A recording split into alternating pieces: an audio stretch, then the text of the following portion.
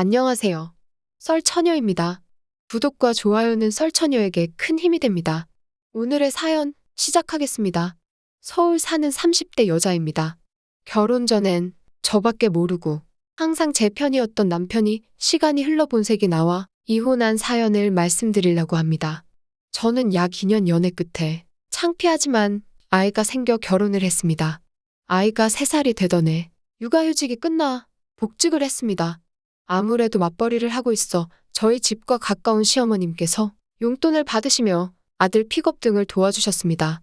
그 당시에 저희 친정 부모님은 두 분 다 학교 교육직을 평생을 하시다 정년 퇴직하시고 아버지는 친구분과 작은 치킨집을 운영하셨었죠. 그러던 중 엄마가 평소와 다르게 깜빡깜빡하시는 경우가 많아지셨고 괜한 걱정에 병원을 모시고 갔는데 TV에서 보던 알츠하이머라고 했습니다. 우리 엄마가 알츠하이머라니 처음에는 믿기 힘들었고 평생을 교육 쪽과 가족들에게 헌신하시던 어머니가 한순간에 치매라는 이야기를 들으니 하늘이 무너지는 것 같았습니다. 도저히 납득되질 않아 유명한 병원이란 병원을 다녀보았지만 모두 같은 소견이었고 이미 진행이 되고 있다며 마음의 준비를 하라고 했습니다. 가족들과 이야기를 하는데 입이 떨어지지 않았습니다. 물론 엄마 본인도 믿지 못하시고 부정하셨습니다. 아버지께서는 본인이 하던 일을 다 정리하고 어머님과 지방의 공기 좋은 곳으로 가서 살고 싶다고 하셨습니다. 두 분만 지내시기 힘들 것 같아서 반대하였으나 멀지 않은 곳으로 알아볼 거니 자주 놀러오면 되지 않냐고 하셨습니다. 부모님의 뜻이 확고하니 쉽게 꺾을 수 없었고 우리는 부모님 뜻을 따랐습니다. 아버지는 서울과 멀지 않은 경기도 쪽으로 집을 알아보셨고 병원도 근처에 있어서 다행이라고 했습니다. 엄마가 아픈 소식은 시댁에도 들어갔습니다. 시어머님은 요즘 요양원도 잘 되어 있는데 굳이 힘들게 아버님이 모시냐고 이야기하셨습니다. 아버지의 뜻이라 우리도 따르기로 했다고 말씀드렸습니다. 그날 이후 시어머님은 상처되는 말을 아무렇지 않게 하셨습니다. 뭐만 하면 치매에 대해 이야기하셨습니다. 너도 미리 조심해라. 치매는 유전이래. 또 어느 날은 아휴 사돈도 대단하시다. 다 늙어서 부인의 병수발까지 하시고 너는 혹여나 치매 걸려도 내 아들 나중에 똥 오줌 받게 하지 말어라. 나는 그 꼴은 못 본다. 너는 걸리면 우리 아들 고생시키지 말고 요양원 가. 알았지? 하셨습니다. 엄마의 아픈 상처를 저런 식으로 이야기하니 정말 화가 났고 꼴도 보기 싫었습니다. 하지만 아들의 픽업을 도와주셨기에 안 보고 살 수는 없었습니다. 그러던 어느 날 갑자기 아들이 엄마 외할머니는 벽에 똥도 묻힌대 이상한 소리를 하는 겁니다. 너무 놀래 아들에게 그게 무슨 말이냐고 물으니 할머니가 그랬다고 하더군요. 저한테 이야기하는 것도 모자라 아들에게까지 이야기했다는 것을 알게 되니 도저히 참을 수가 없었습니다. 다음 날 어머님이 오셔서 말씀드렸습니다. 어머님께서 걱정하시는 것도 아는데요. 그래도 어린애한테까지 이야기하시는 건 아니죠. 앞으로는 조심해 주셨으면 좋겠어요. 이야기했습니다. 뭘 조심해? 내가 없는 말 했니? 너네 엄마 치매 걸려서 그런 거 맞잖아. 대답하셨고 저는 저희 엄마가 언제 벽에 똥을 묻혔어요? 저도 처음 듣는 이야기를 왜 아이한테 거짓말 하시고 편견을 만드세요? 외할머니 보면 어떻게 생각하겠어요? 라고 말하니 원래 치매 걸리면 똥도 묻히고 하는 거야. 지켜봐라. 사돈도 곧 그럴걸? 시어머니는 무슨 생각인지 헛소리를 하셨습니다. 이런 식으로 하시면 어머니 다신 안 볼 겁니다. 저는 어머님께 말씀드렸습니다. 내가 뭘 잘못했는데 내 일자리를 네가 뺐니? 대답하셨습니다. 어머님, 우리 엄마한테 막말하시는 거에 대해 기분 나빴지만 계속 참았어요. 근데 아이에게 이상한 거 알려주시는 거는 더 이상은 못 참아요. 단호하게 말하니 그제서야 알았어. 이제 안 할게 됐지? 하며 문을 쾅 닫고 나가셨습니다. 평소 직설적인 성격이시라 조금 더 지켜봐야겠다고 하고 생각했습니다. 그날 이후로 아이는 별 다른 이야기를 하지 않았습니다. 그러던 중 집에 돌아오니 아이 표정이 좋지 않았습니다. 제 물음에 아이가 울음을 터뜨렸고 유치원에서 무슨 일 있었냐고 물었습니다. 아이는 애들이 우리 외할머니는 기저귀를 차고 다니는 아기래. 엄마 진짜야? 울먹이며 말했습니다. 너무 황당해. 바로 유치원 선생님께 연락을 드렸고 오늘 있던 일에 대해 전달받을 수 있었습니다. 사건은 시어머님이 학부모들과 친해지면서 이런저런 이야기를 하다가 엄마의 치매에 대해 이야기를 하셨고 그 이야기가 와전되어 거동이 불편해 기저귀를 차고 다닌다는 등 이야기의 사리부터 학부모들 사이에서 한 이야기를 같은 반 아이가 듣고 말한 것 같다고 선생님은 말씀하셨습니다.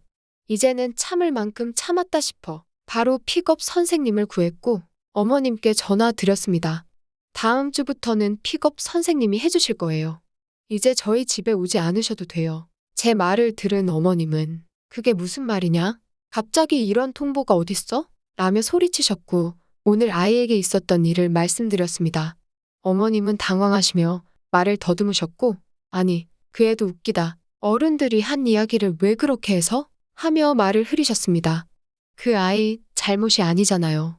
처음 말을 시작한 어머님이 잘못이라고 생각하지 않으세요? 사람들 뒤에서 수군대는 거 좋아하는 거 아시잖아요. 더 이상 이걸로 말씨름하고 싶지 않아요. 그동안 감사했습니다. 말씀드리고 전화를 끊었습니다. 한 달 뒤 새해가 밝았습니다. 가족들과 오랜만에 만나서 이야기를 나누고 세배를 하는데 시부모님께서는 차례대로 덕담을 해주셨습니다. 좋은 말들이 오가는 가운데 이제 저희 차례가 되었고 시어머님은 저를 보시더니 나는 너한테 바라는 건 하나도 없다. 너는 자나깨나 치매 조심, 내 아들 고생시키지 않기 하며 재밌으신지 호호 웃으셨습니다. 그 말씀을 하는 순간 분위기는 싸해졌고 저는 어머님 제가 정도껏 하라고 말씀드렸죠? 화가 나서 말했습니다. 시어머님은 아니 너는 내가 농담 좀 한 거 가지고 농담과 진담도 구분 못하니 벌써 치매 온 거니? 라며 소리쳤습니다. 농담도 정도껏 하셔야죠. 이게 지금 몇 번째예요? 제가 그만하라고 여러 차례 말씀드렸잖아요. 대답했습니다. 옆에 있던 남편은 엄마가 농담 좀 한 거 가지고 왜 그래? 좋은 날에 얼른 사과드려. 했습니다. 사과? 당신 지금 사과라고 했어? 사과를 받을 사람은 나야. 남편은 보며 대답했습니다. 남편은 그래도 이건 아니지. 어른들한테 예의 없이? 라며 저에게 소리쳤습니다. 너 말 잘했다.